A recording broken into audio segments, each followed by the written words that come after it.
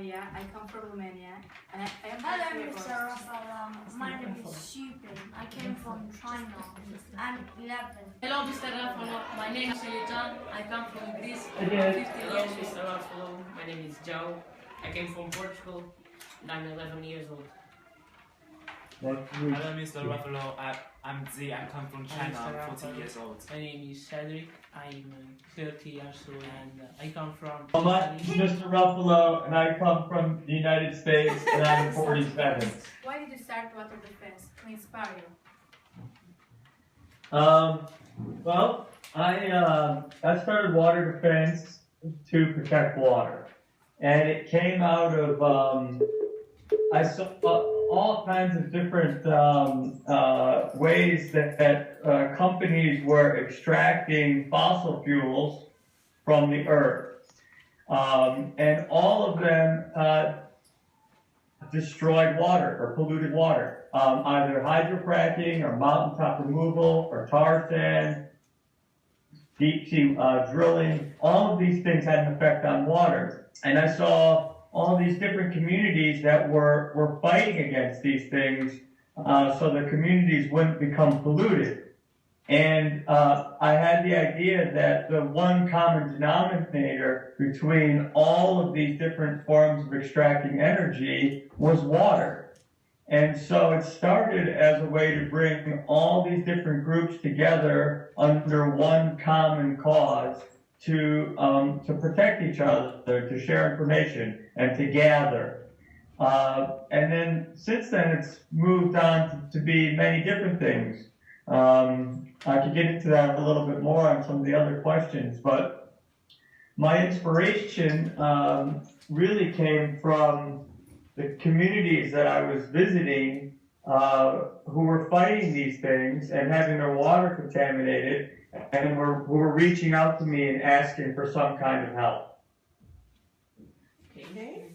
What is the main aim of water defense? Say that again? What is the main aim of water defense? The main aim of water defense is to protect water. And we do that in a lot of different ways. But first and foremost is by knowing what's in our water. We sort of take our water for granted, and water, because it's a soluble liquid and breaks down anything from a rock to a chemical to plastics. All kinds of things that come into contact with water break down into contact with water. So now we're focusing on what is in our water. And we can't really protect our water until we know what's in it. We know what's in it before contamination, and then to know what's in it after contamination. Know what the pollutants are that are in the water, so that we can find who the polluters are and hold them accountable, or find where the pollution is coming from and stop it at its source. So the main aim has been to basically protect water, and also to make people aware of its importance and where it's under attack, or where there are problems with our water. Thank you. It's Cedric. Why are you interested in the water problem? Well, all of life on this planet needs water. It's the one essential element that all living organisms on this planet need. And so it's something that's very precious to us, but also something that we take for granted, because we turn on our taps and water comes rushing out of them. But I thought it was important in this time, especially as climate change progresses, that we understand how important our water is. Today, more and more of our water is becoming polluted with more and more industrialization. Well, at the same time, water is becoming more and more scarce. There's, as climate change progresses, drought will be one of the main things that we're contending with as far as one of the outcomes of climate change. And so our water will become more and more precious, and the need for natural, pure sources of water will become more and more important to us. How many places in America are affected by fracking? Right now, out of the 52 states in America, 38 of them have some form of hydrofracking or some part of the hydrofracking industry in their states. Now, New York State, which passed a ban on hydrofracking yesterday, is still affected by hydrofracking. They dump their waste in New York State.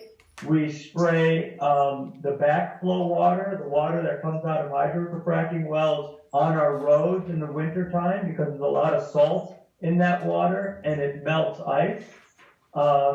They take water from the river that we share with Pennsylvania.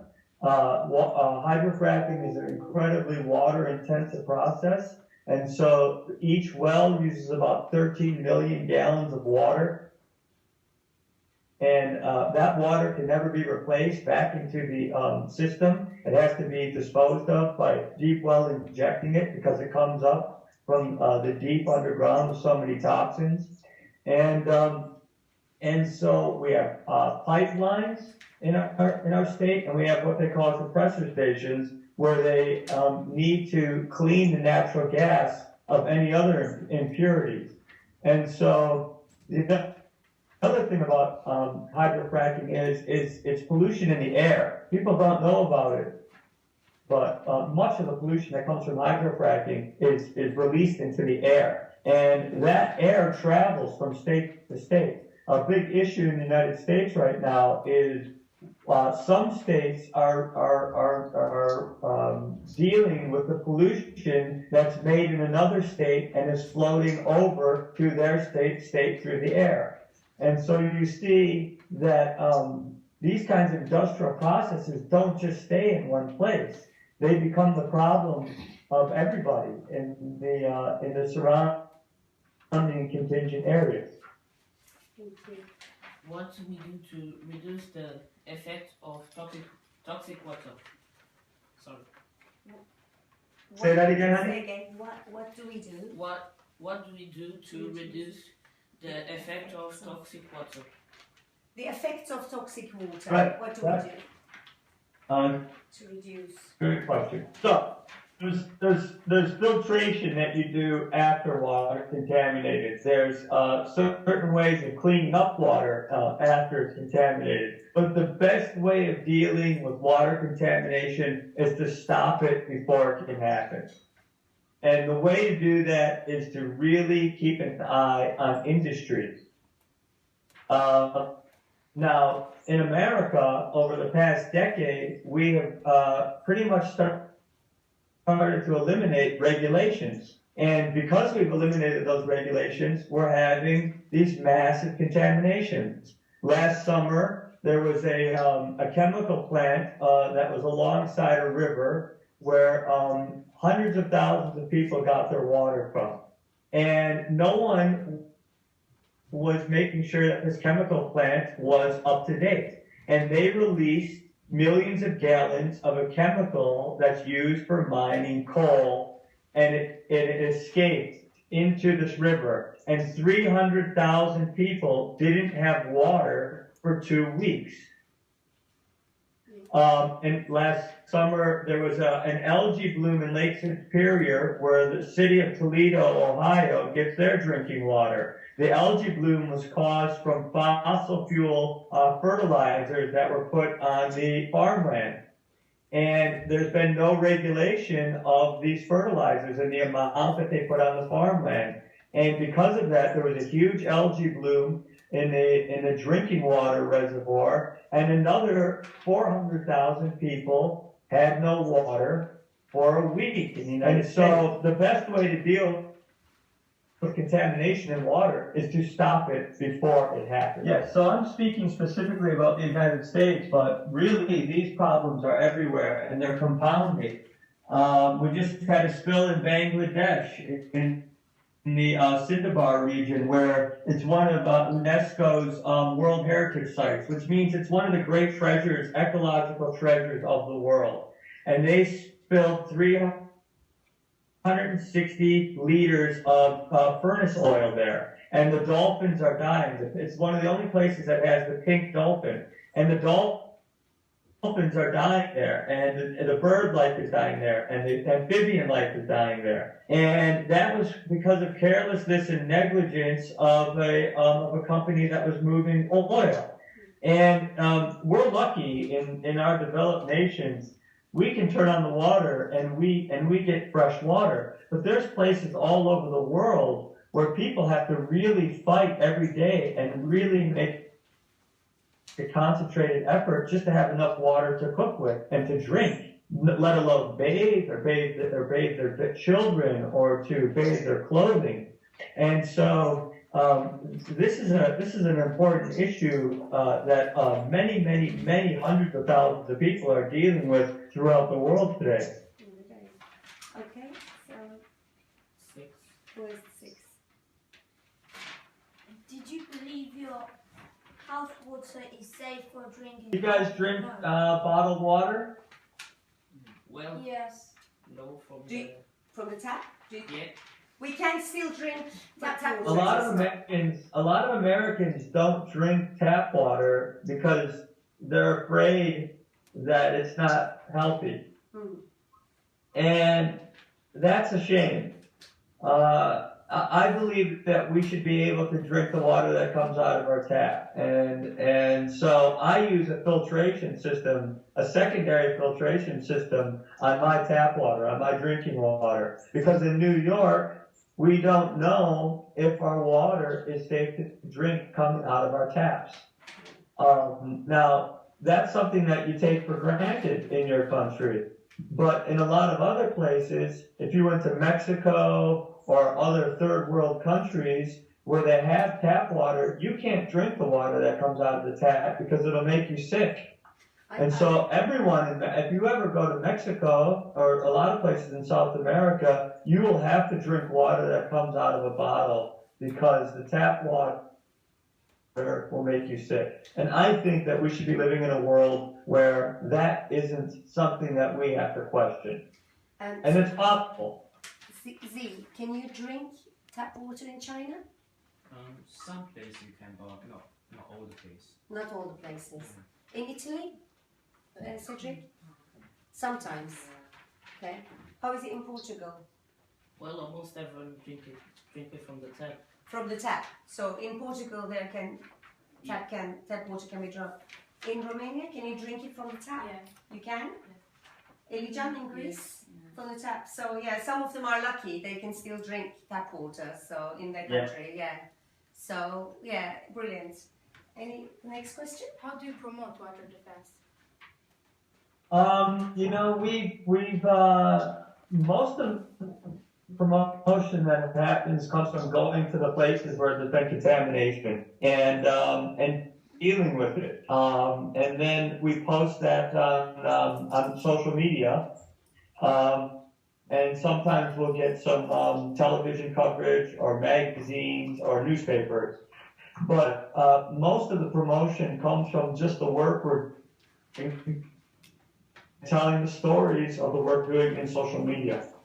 You froze. Social media today is a really wonderful way to get out messages that normally most people never even know about. It's a wonderful way for community organizing and for non-for-profit type charities that are doing this kind of work to get these stories out.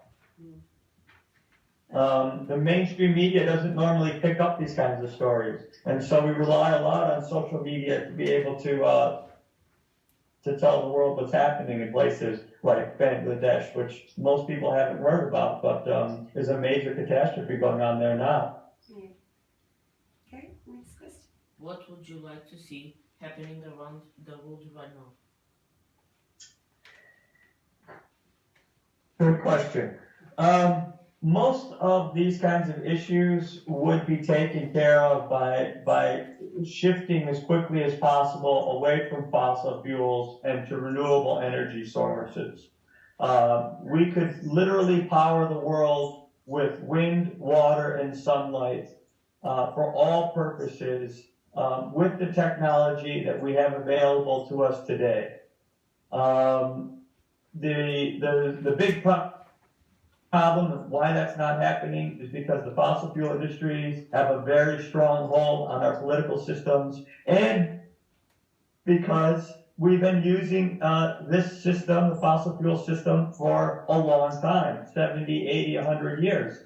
And so it's hard to make big, wide-scale changes like that. But more than anything else, I would say what the world needs now is love. It's a whole different, I think we need a whole different way of looking at the world. One that, and you guys, young people, you feel this better than anyone. You guys see the wholeness of the world. You see the problems. It's hard for you to understand why someone would kill children or bomb each other or destroy their natural environment around them. It's hard for you guys to understand that because you still have inside of you this law that your parents have showered you with, that the world gives to you. And so it would be really beneficial for the adults of the world to shift their thinking away from themselves and to a thinking of the whole. That we're all in this together, that what I do to my neighbor, I do to myself. And that kind of thinking and understanding that we could probably be just as happy with a lot less would really make a big difference in the world today, and would immediately start to remedy many of the problems that we see happening. Fossil fuels is sort of the most direct thing. By moving to renewable energy, we would stop all of the conflagration and wars that are happening in the Middle East. Most of the conflicts that are happening in the world today and wars are over fossil fuels and energy needs. And if we can all start to make our own energy and harvest what is falling every single day all around us in the sunlight or the wind blowing or the water moving, it'd be a much cleaner world. There'd be a lot less strife. There'd be a lot more peace, and we would start to stop climate change. Thank you. Next question. How can young people change the world in short term? Do you believe in us? I do believe in you. I think you guys are a very, very special generation. You have an enormous amount of knowledge at your fingertips. There's never been a generation that has had so much knowledge available to them. And you're coming up in a world when almost anything you can imagine, you can make. It's a very, very special time to be a young person. And you have